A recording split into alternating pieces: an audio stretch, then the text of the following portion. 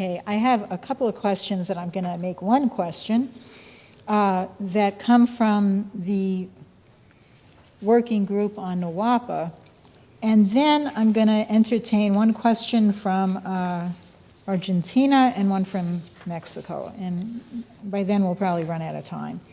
But on NAWAPA, Lynn, the question is this.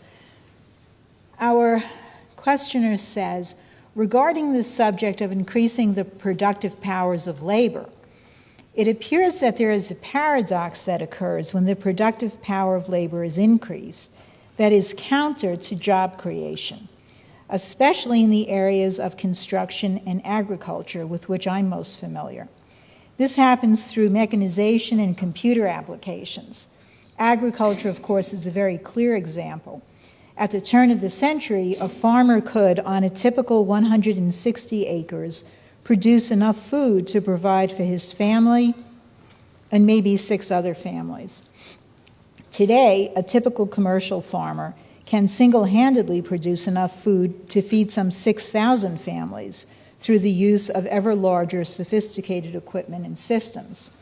I've worked as a consultant to the construction industry, and I know firsthand that in a capitalist, profit-driven system, the goal is not to create jobs, it's to make a profit. In this current paradigm, the use of machines, of ever more advanced software, etc., are far preferable to humans in the quest for progress, for profit. So the question is, how do we reconcile that paradox in the new economy? And then along with that, it's also, how can we build NAWAPA if we can't loosen the environmental regulations? Well, in your argument, there are several assumptions which are mistaken, and I think if you eliminate those assumptions, the problem will tend to go away. First of all, we are not really achieving much by the way agriculture has been going in the United States of late. As a matter of fact, agriculture in the western United States and the United States is now in a state of collapse. It's not in a state of collapse only because of the commercial aspect of distribution of agricultural products. It is that because we have not been paying for the water we use. We are not paying for the effects of depletion of land, which we use by cutting away hedgerows and things like that. In other words, what you're doing, you're raping the land rather than improving it. And this is generally true in much of our production. We are raping the land. Now, the productive powers of labor do not come from what most people, the accountants will tell you. The first thing you want to do if you want to understand productivity, keep the accountants out of the room, because they don't understand. Now, I've been a management consultant, and a fairly very good one, I can tell you. Accountants don't know what they're doing. Some of them know what they're doing, but not when it comes to organizing production. They don't understand it. The very principles of accounting will prevent you from understanding production. The secret is not money. So the problem here is people, when accounting, think in terms of money. And money as such is not the measure of value. When we impose money as the measure of value, we create a distortion. We create actually even a crime. Now, there's nothing wrong with doing accounting, but when you start to impose accounting methods on the design of industry and manufacturing and economy, you're making a terrible mistake, because accounting is not competent for that purpose. Accounting is competent for what it does. It's the use of prices as a mechanism for sale, employment, and so forth. The role of that. But that does not determine value. That's where the mistake lies. For example, what the crucial thing in economy is the increase of the productive powers of labor, the physical productive powers of labor, per capita per square kilometer. This requires the increase of the energy flux density of the power sources employed. Now, accountants don't know anything about this stuff. For example, we take the western states. We've lost the ability to produce food in these states. It was a failure. The whole policy was a failure. The changes in agricultural practices were a failure. Not all of them, but for most of the recent period, yes, a failure. Especially since 1980.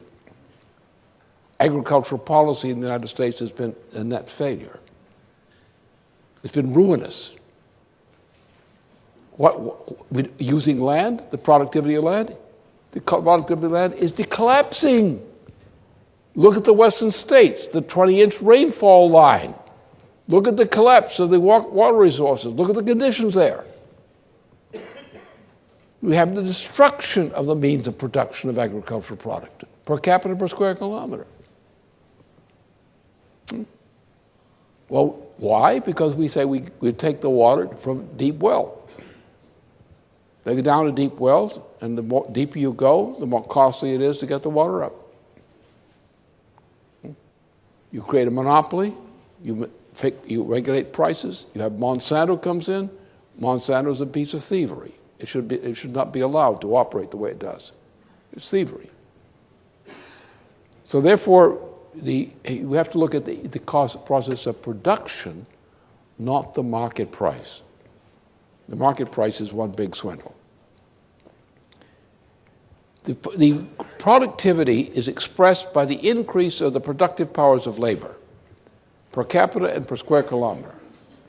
The key parameter of this is technology in general. The advancement of technology is also expressed constantly by increase of what we call energy flux density. The increase of the energy flux density employed per capita and per square kilometer, and also in terms of intensity of employment. That's what determines value in product, which involves the expressions of the human mind in creating these improvements. And it's the practice of this. What we've done is we've destroyed it. We destroyed the whole system. And all of our problems have nothing to do with any innate characteristic of production. They have to do with stupidity. And stupidity as built in to the way we run society. And the greatest source of stupidity is among the accountants. Not because accounting is bad inherently, but because it's employed for something for which it's no good. That's the mistake. No, what we've needed, this has never been the cause. This is the old British system about the technology taking jobs away from people. The same old thing, the Malthusian argument. Not true. There's no truth to it. If I were running the economy, we wouldn't have any problems. And the first thing I would have to do to get the economy to be more productive and provide more employment, and provide better incomes, is NAWAPA. By employing 4 million people for the NAWAPA directly and also for the supporting structures required throughout the United States. We create the number of skilled jobs. We'll upgrade the degree of skills in the population generally at the same time. We'll change the rainfall line. We'll multiply the rainfall in this area which is now desolate for lack of rainfall. We can do it. We have the people we're not using who know how to do it. Many of them are retired, but they still know how to do it and how to set it up and how to get it organized. We can build this United States to a degree of success and a standard of living per capita throughout, which is beyond anything we've ever imagined before. And we can do this over the next quarter century. And we'll do it with projects like NAWAPA. We'll drive it up. We just have to get our minds straight. And don't assume that accountants can tell you how to run an industry. They can tell you when your figures aren't working out for you.